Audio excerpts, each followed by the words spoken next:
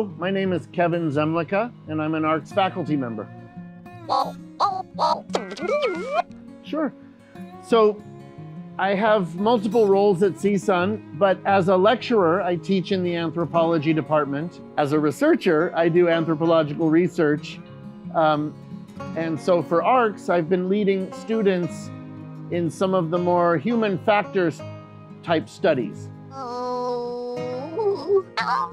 Sure, so I've been teaching at CSUN for about 3 years as a lecturer. I'm also an academic advisor at CSUN, and of course, one of the ARCS co-investigators from the very beginning. My passions for research often involve studies in which there is some sort of notion of social justice or some kind of equity, diversity, and inclusion issue. And so, for example, my very first study, I had 2 research fellows and 4 associates, and we looked at the idea of public acceptance of the increasing ubiquity of drones in the national airspace. These things are coming, as you all know, to deliver packages and pizzas and people.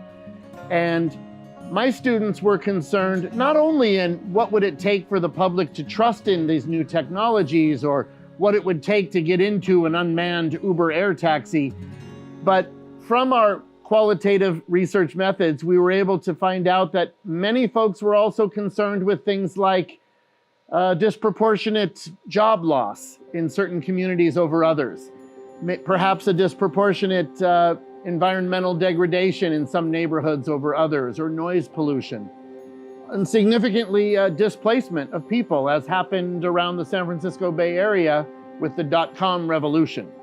And so having some semblance of the human element in these studies of technology has what has kept me around here at ARCS. Well, I mean, I suppose the biggest struggle was we started ARCS in 2020, as you know, and within a month, we were all inside. Anthropological research famously uses a methodology called ethnography. Ethnography is a very immersive practice. We do things like participant observation, and it's about understanding and being in the context of the folks you're studying. So having to adjust to a virtual Zoom kind of ethnography and make it up as we go along was definitely a struggle, but I think we've learned quite a bit, and it's actually enhanced some of our work now because we're able to access folks we couldn't have accessed before. So pluses and minuses, ups and downs, strikes and gutters. So my involvement with ARCS really goes back to shortly after I got my master's degree in anthropology. I was trained in the methodology and all of the methods around ethnographic research. I was hired and worked with Dr. Ho on a project for the Air Force, completely separate from CSUN. He was interested and, kind of courageously, commissioned me to use these methods that were highly suspect, I think, in the Air Force. And we worked on a project around how pilots would establish trust in a new technology that had been implemented into their flight platform. It was so successful that, it led him to think, hey, I better bring on all kinds of social scientists when he started this grant. I was already a believer because it actually, my experience on that Air Force project convinced me, that there were applications of this discipline that I could both use myself and train students in to get real jobs after they graduate. And now I'm putting on my academic advisor hat, but this is something that I think about quite a bit.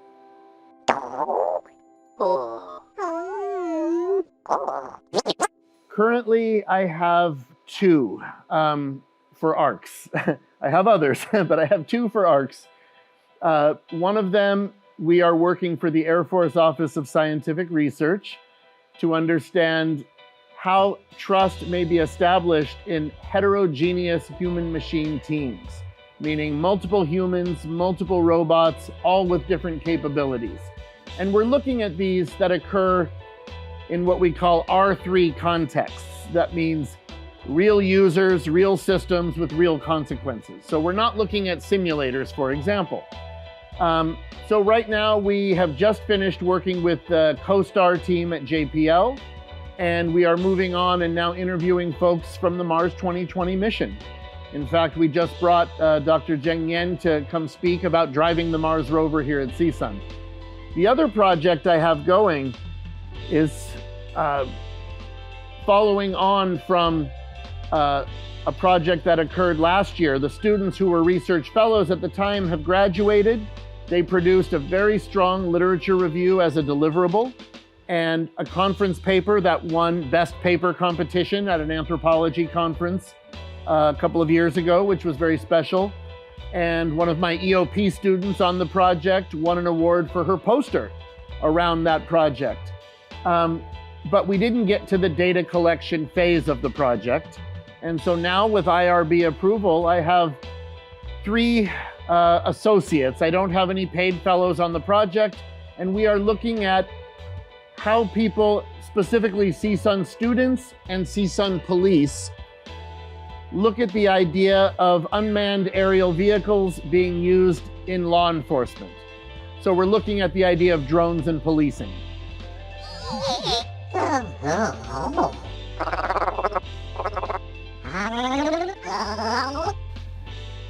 Well, in fact, Spot, much of what we had to learn when we were doing our literature review involves various police departments that have employed, I think, some of your cousins.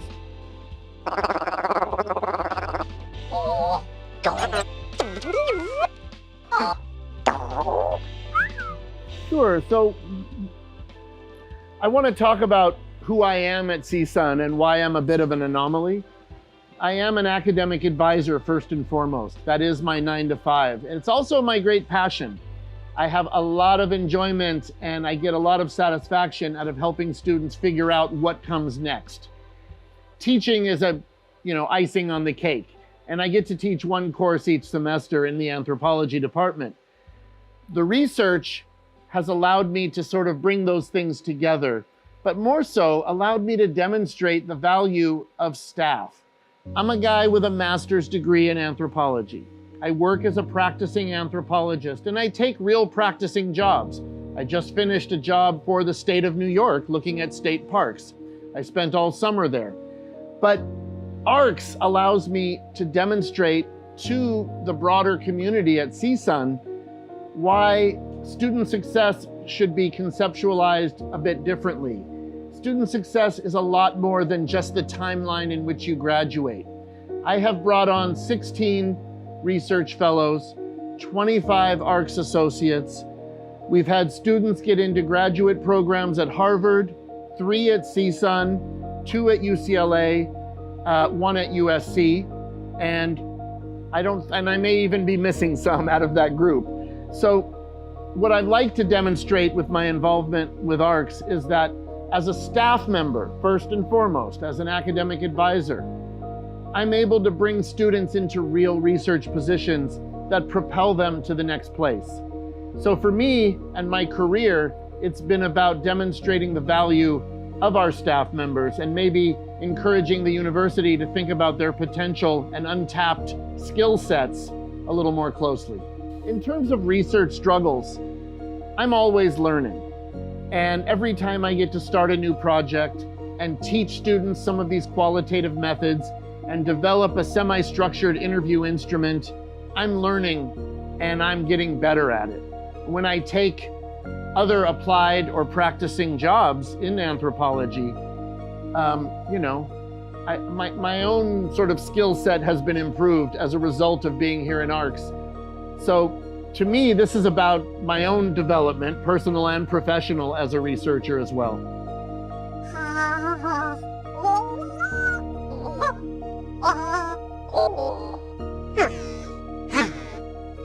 To be honest, always intimidating at first. They're speaking a language I don't understand. I'll never forget the first time I came in and had to do a job for Dr. Ho years ago before ARCS existed. I had just graduated and he had a project and he asked me to do a literature review on human factors associated with manning unmanned aerial systems. And I got into the literature, and I think I actually cried when I started reading all of this aviation literature, and I thought, there's so much I don't know. But one of the benefits of going to CSUN and getting a master's degree, as I did in the anthropology department, is that it does train you to go into bodies of work that are unfamiliar and yank the guts out. And I was able to produce something that I was proud of. So now when I talk to engineers, computer scientists, and so forth, I'm still intimidated, but every time a little bit less so. I'm also aware, and I became really aware of this, at the very first meeting we ever had as ARCS co-investigators with the folks at JPL was such a strange meeting because nobody knew what to expect. They were lovely, of course, and they were very gracious, but I realized just with my prior experience that I was able to say a few things that made sense to them. It was very empowering, actually. So the way I look at these collaborations is they continue to empower me and sort of help me believe in myself as a scholar and a researcher.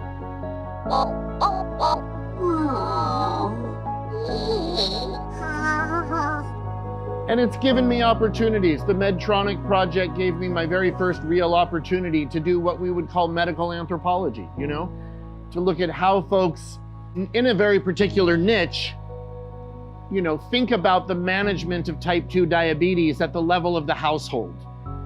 This is a very social disease, and it's never just one person who's doing the management.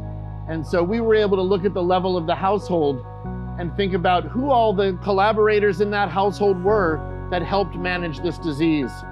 How, physicians' instructions, which are of course valid to exercise and eat right, all of that, and attend doctor visits regularly, can be challenged by things like the security of your neighborhood or access to insurance or transportation, right? You don't want to go out walking if you don't feel safe in your neighborhood. So we were able to look at ways that people manage these things, and then to help them understand a little bit more about some of the available technologies like continuous glucose monitors that can help them in the management of the disease as well.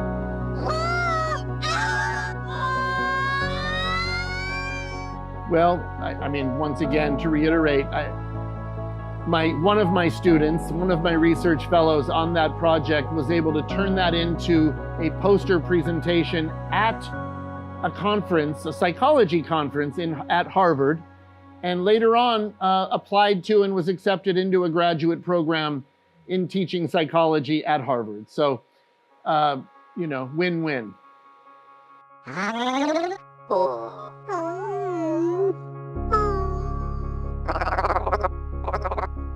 Well, pre-ARCS, I spent a great deal of time becoming invested in the literature on the rise of charismatic Christianity in majority world locations like Latin America and specifically in West and East Africa. That's where I specialized. So nothing at all to do with ARCS really, or ARCS research on the surface, but the skills that I acquired certainly contributed to my success here, whatever success I may have had or whatever I've been able to teach students. It all starts there, and the training I received in the anthropology department, actually. So once again, I guess I would just add, each time I take another ARCS project, I think I become a little bit more skilled at what I'm trained to do. It's a way of putting into practice all of those things I was taught. We're taught a lot of methods, and one of the things I try to impress upon to students is ARCS represents an opportunity to get involved and use these methods. So often, and especially under COVID, methods courses may not even involve going out there and doing the things you're reading about. It's analogous to being taught to swim without a swimming pool, right? And so ARCS really represents that opportunity to get out there and get your feet wet. Oh. I mean, I think the benefits for students, as I said, a total of 16 paid research fellows over the last 3 or 4 years, over 25 research associates, several students making their way into graduate programs. One of the things I was most proud of was bringing on a student who was undocumented. Our mission was supposed to be to reach out to some of the most vulnerable and underrepresented students at CSUN. And although we couldn't get that student on a research project, we were able to get them paid in a fellowship to learn how to do outreach to the CSUN student body. That led directly to that student getting accepted into the College Counseling and Student Services Master's Program here at CSUN, where he is now thriving. So that's maybe my favorite example. I think the mission of ARCS to bring underrepresented students into STEAM research is crucial. It's an interdisciplinary world. I've never in my life taken a research job as a practicing anthropologist where I only worked with other anthropologists. Students often become really, they find group work in their GE classes sort of a drag. And I always tell them, I understand that, but this is an exercise in learning the language of folks from other disciplines, right? A sociology student is going to have a particular kind of input. An anthropology student will have a little bit different take on that. A psych student's going to bring something else to the table. At the end of the day, I think that is the future of research. This idea that we take a problem and we converge all of these disciplines because, you know, this is how we find out what we've missed. So I believe in the ARCS mission for that reason. I think we are training students for the present and the future.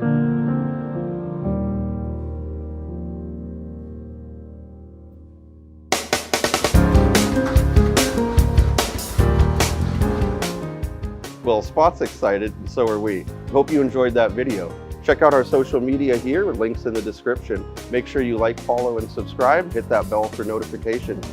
Thank you.